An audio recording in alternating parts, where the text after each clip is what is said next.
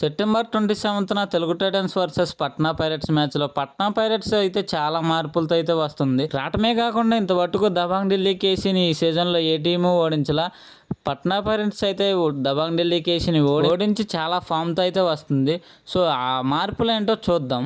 అంతకన్నా ముందు మన తెలుగు టైటన్స్ టీం కూడా ఏమన్నా తక్కువ, వరుసగా 2 మ్యాచ్లు గెలుస్తూ దూసుకెళ్ళి దుమ్ము రేపుతున్నారు. సో మన టీంలో కూడా రైడింగ్లో చిన్న మార్పు అయితే చేశారు.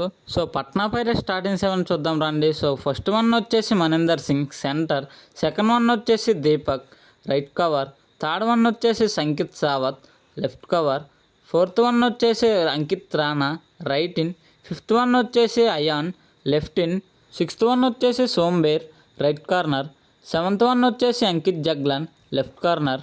సో ఇది పట్నా పైరేట్స్ స్టార్టింగ్ 7. సో వీళ్ళైతే తెలుగు టైటన్స్ టీం మీద ఆడతారు. సో తెలుగు టైటన్స్ స్టార్టింగ్ 7 చూద్దాం రండి.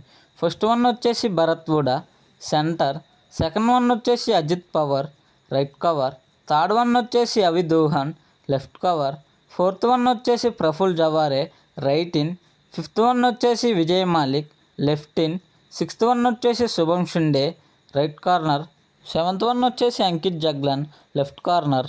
సో తెలుగు టైటన్స్ టీంలో అంతగా ఏం చేంజ్ చేయలేదు.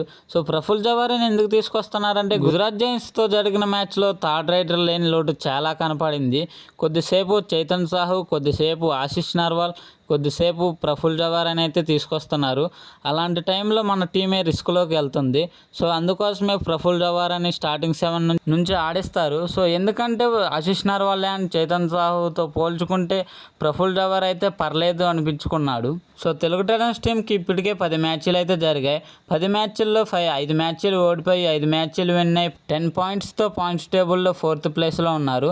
సో ఇంతకన్నా మంచిగా బెటర్ పర్ఫార్మెన్స్ ఫస్ట్ ప్లేస్లోకి వెళ్ళాలని కోరుకుందాం.